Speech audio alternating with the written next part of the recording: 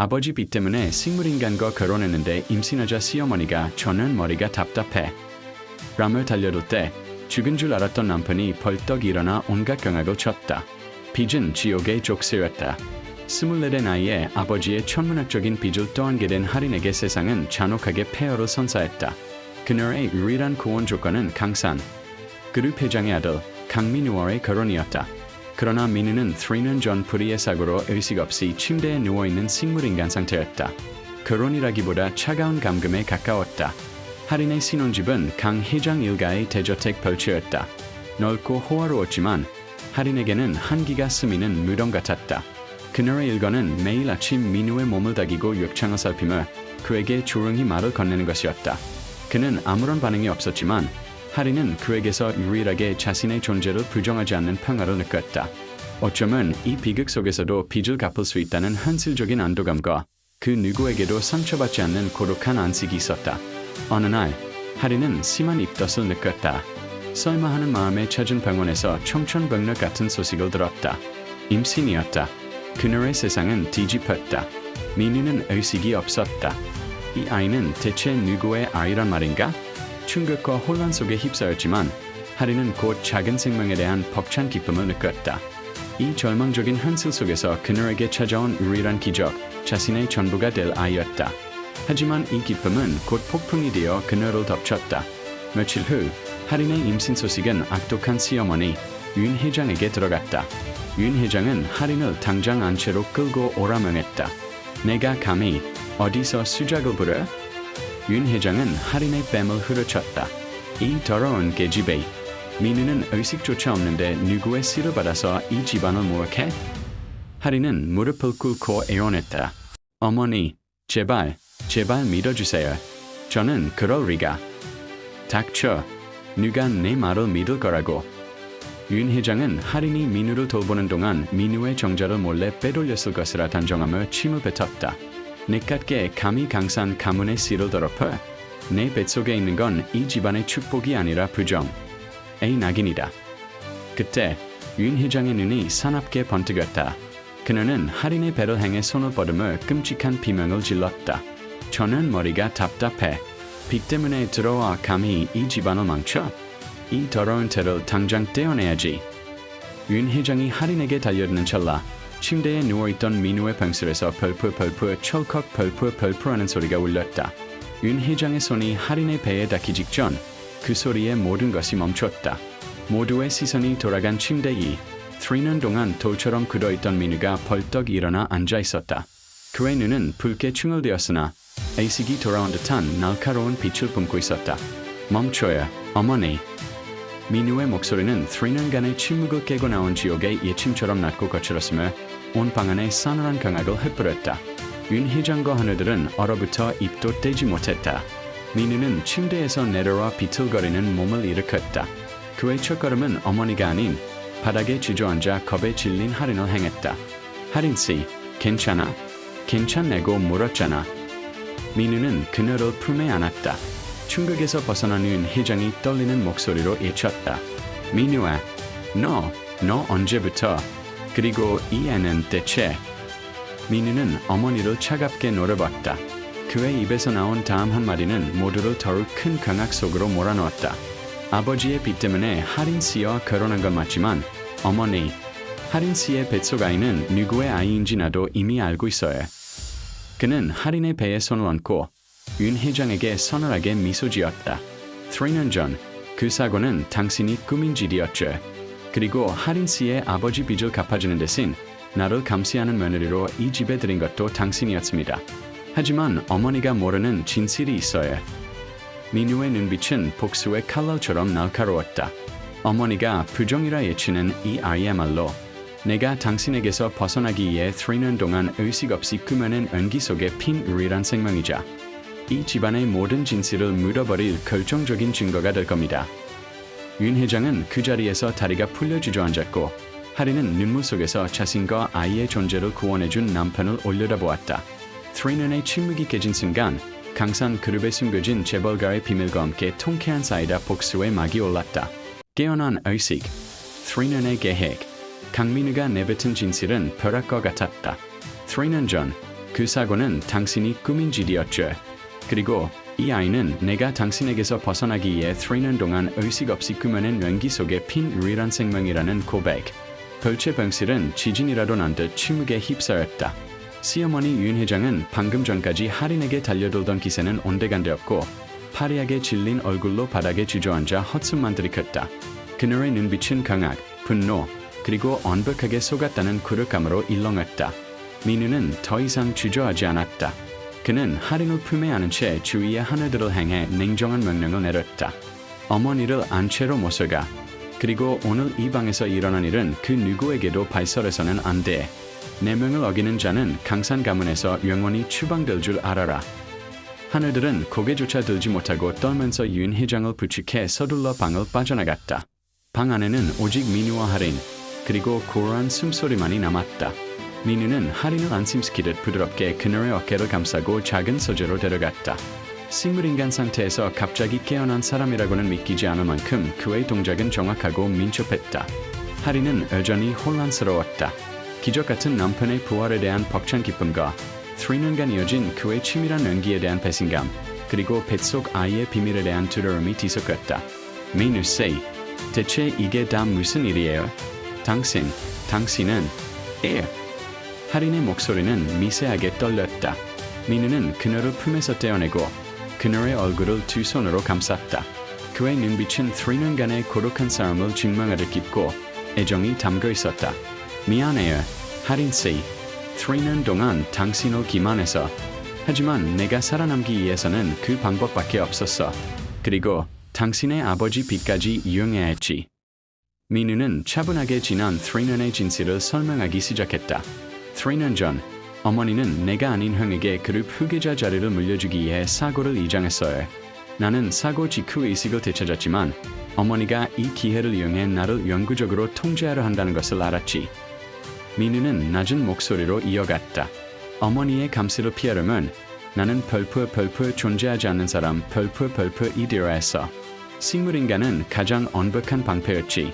침대에 누워있는 동안 나는 3년 내내 약물을 피하고 미세한 감각을 통해 어머니의 모든 계략과 이 집안의 비리 증거를 수집했어. 할인은 숨을 멈췄다. 그럼 빚 때문에 저를 결혼시킨 것도. 그래요. 어머니는 당신을 내 옆에 붙여 나를 감시하고 당신 아버지의 빚을 빌미로 당신이 나에게 손을 댈까 봐 걱정했지. 당신이 내 정자를 훔쳐 임신할 가능성까지도 염두에 두었어요. 가장 의심받지 않을 예부인이자 동시에 가장 언벽한 희생행이 필요했던 거지. 할인의 눈에서 눈물이 흘렀다. 그녀의 고통이 누군가의 치밀한 계획이었다는 사실에 절망감이 밀려왔다. 하지만 그럼 이 아이는? 저는 당신이 의식이 없는데. 할인은 뱃속의 아이를 감싸 안았다.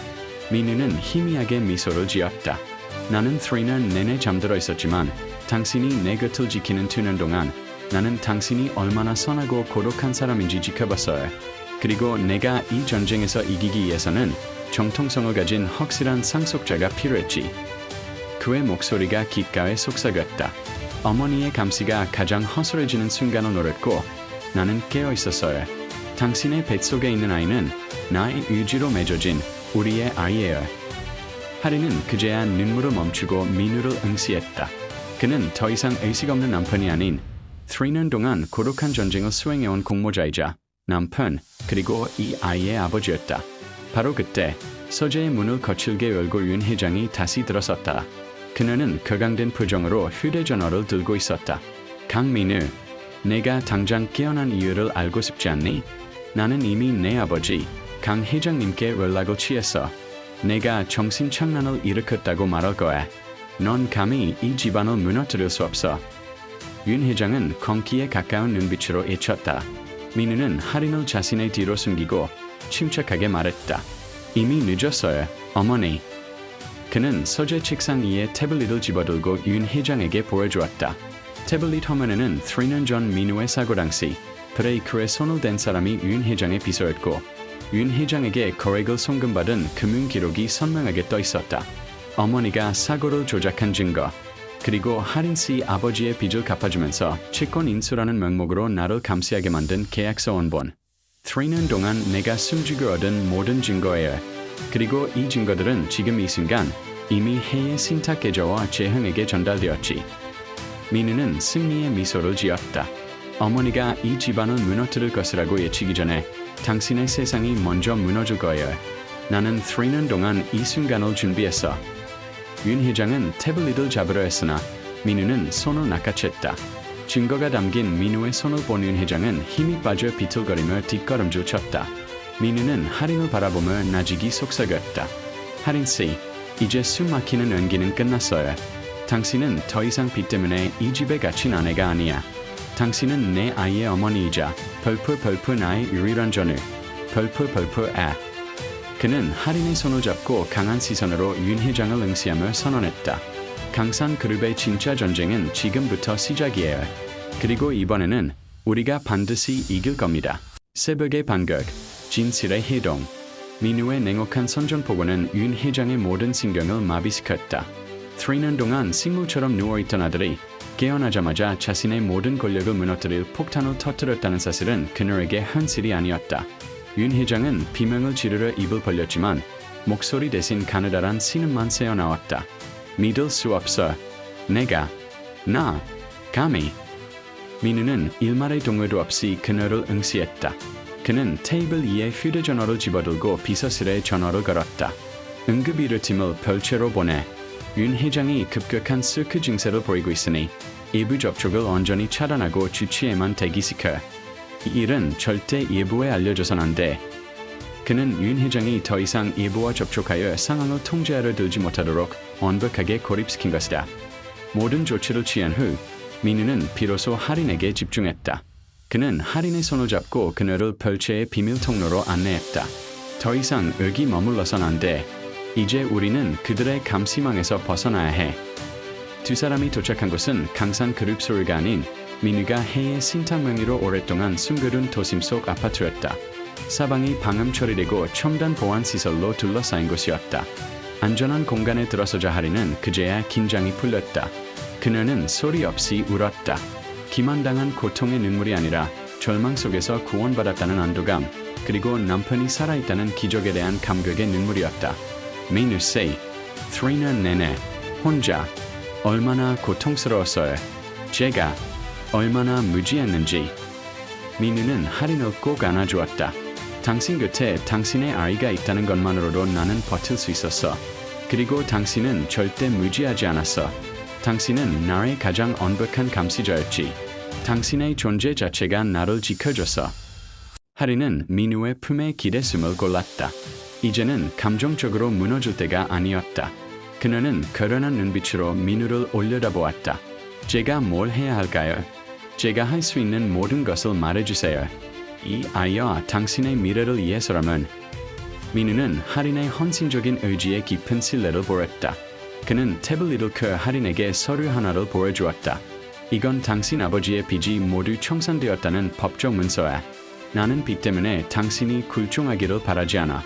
이제 당신은 빚의 노예가 아니라 강산그룹의 정식 며느리이자 이 전쟁의 동등한 주역이야.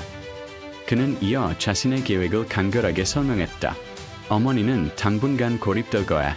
하지만 진짜적인 벌프 회장님, 아버지, 벌프 ECG. 어머니의 뒤에는 아버지의 권력과 비호가 있었어.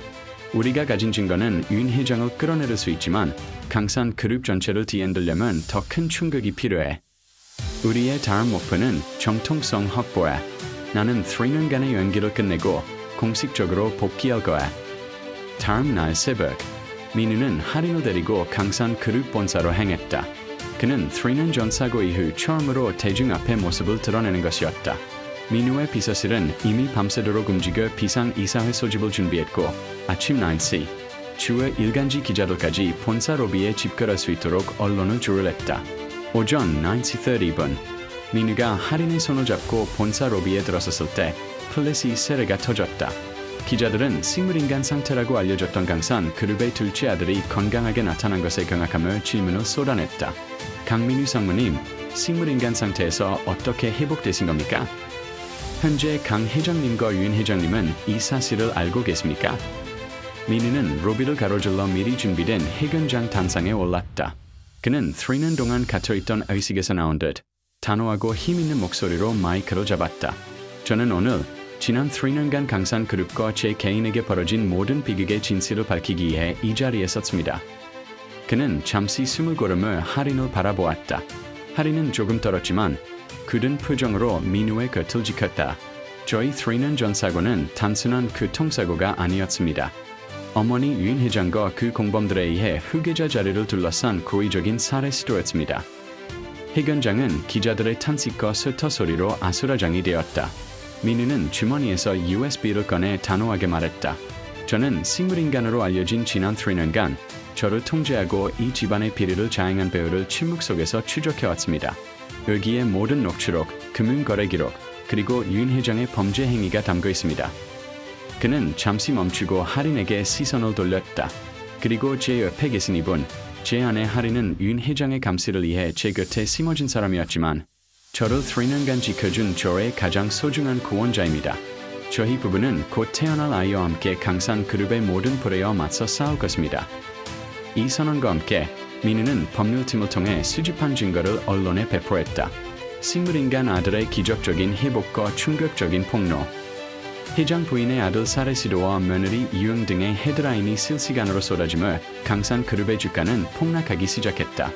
민우의 첫 공격은 성공적이었다. 하린은 민우가 내민 손을 잡았다. 그들의 앞에는 언론의 관심과 법적 공방, 그리고 이 모든 것을 뒤에서 조종하고 있을 강 회장과의 본격적인 정문 대결만이 남아있었다. 빚 때문에 맺어졌던 이장 결혼은 이제 거대한 폭풍을 헤쳐나가야 하는 운명 공동체가 되어 있었다.